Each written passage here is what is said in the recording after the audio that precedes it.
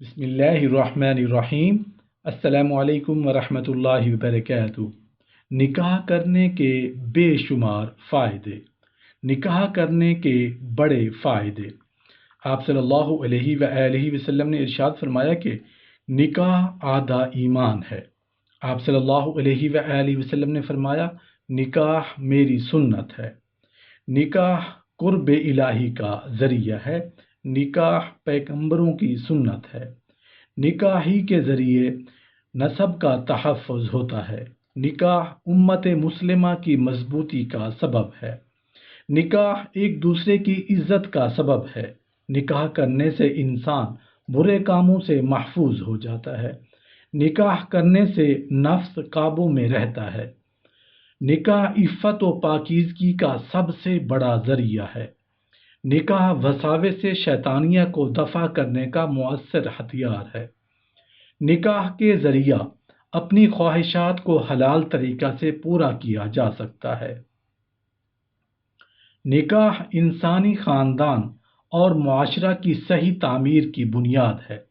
نکاح سے نبی کریم صلی اللہ علیہ وآلہ وسلم کا دل خوش کرنا ہے۔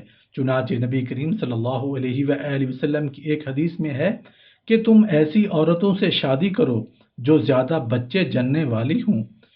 دلی تسکین کا حاصل کرنا، اللہ رب العزت نے قرآن مجید میں فرمایا ہے، اور یہ اللہ تعالیٰ کی نشانیوں میں سے ہے کہ اس نے تم میں سے تمہارے لیے تمہاری بیویاں بنائیں تاکہ تم ان سے سکون حاصل کرو۔ تو بیوی کو خاوند کے ذریعے سکون ملتا ہے اور خاوند کو بیوی کے ذریعے سکون ملتا ہے۔ تو شادی کا پہلا بنیادی مقصد تسکین قلب بھی ہے۔ نکاح سے شریک حیات کا ملنا، کیونکہ انسانی زندگی کا ساتھی پا لیتا ہے۔ زندگی کے حالات کے اتار چڑھاؤ میں کوئی اس کا اپنا ہوتا ہے، وہ ایک دوسرے کے ساتھ شیئر کر سکتے ہیں، وہ دونوں مل کر زندگی کے غموں کا بوجھ اٹھا سکتے ہیں۔ نکاح پاک دامنی ہے، کیونکہ شادی کے بعد انسان کے لیے پاک دامنی کی زندگی گزارنی آسان ہو جاتی ہے۔ میاں اپنی بیوی کے ذریعے گناہوں سے بچے اور بیوی اپنے میاں کے ذریعے گناہوں سے بچے۔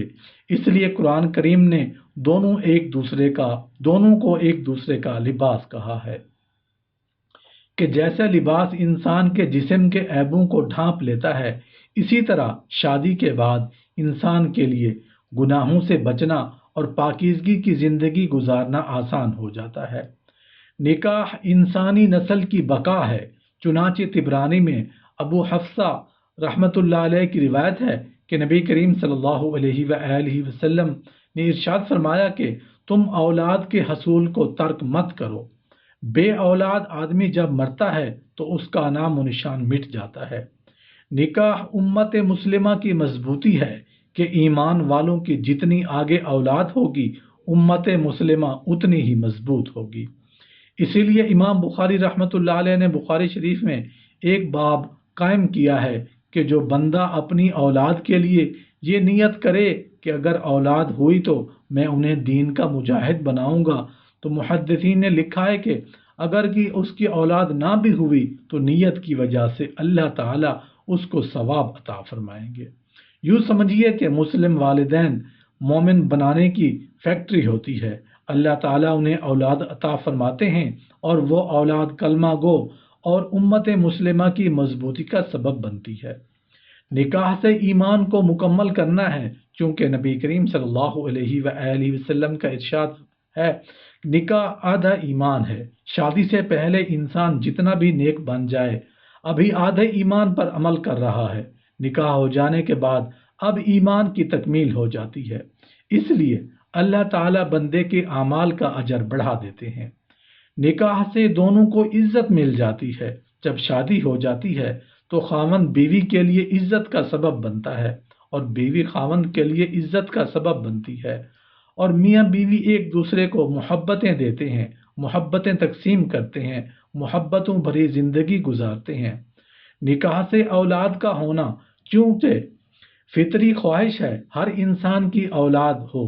انبیاء کرام علیہم السلام جیسی بزرگ ہستیاں بھی اللہ سے اولاد کے لیے دعائیں مانگتی تھیں۔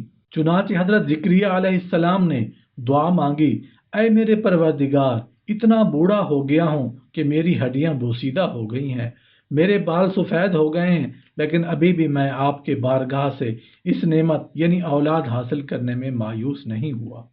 میں ابھی بھی دعا مانگتا ہوں۔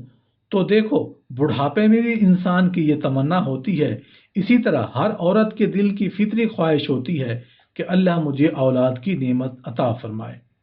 نکاح کے بغیر مرد عورت میں جو جنسی تعلق ہوتے ہیں وہ دیر پا نہیں ہوتا۔ جوں جوں عمر ڈھلتی ہے اور کشش کے اسباب کم ہوتے چلے جاتے ہیں، اسی رفتار سے محبت کے تار بکھرتے چلے جاتے ہیں، جبکہ نکاح کے ذریعے قائم ہونے والے تعلقات وقت کے ساتھ گہرے اور پرخلوص ہوتے چلے جاتے ہیں۔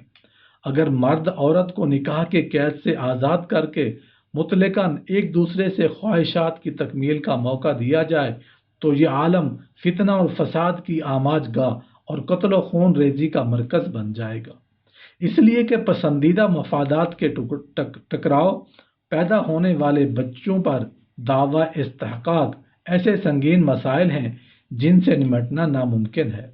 نکاح کی قید اگر نہ ہو تو نسب کی حفاظت ہرگز نہیں ہو سکتی، کیونکہ آزادی کی بنا پر جس بچے پر جو شخص چاہے دعویٰ کرنے کا مجاز ہوگا۔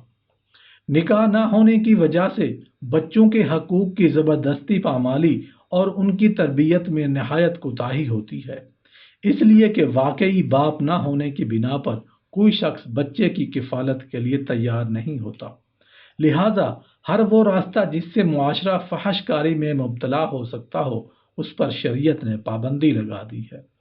شریعت نے انسانوں کی طبیعت کا لحاظ کرتے ہوئے نکاح کو نہ صرف مباح قرار دیا بلکہ بعض اوقات وہ فرض کے درجہ تک پہنچ جاتا ہے۔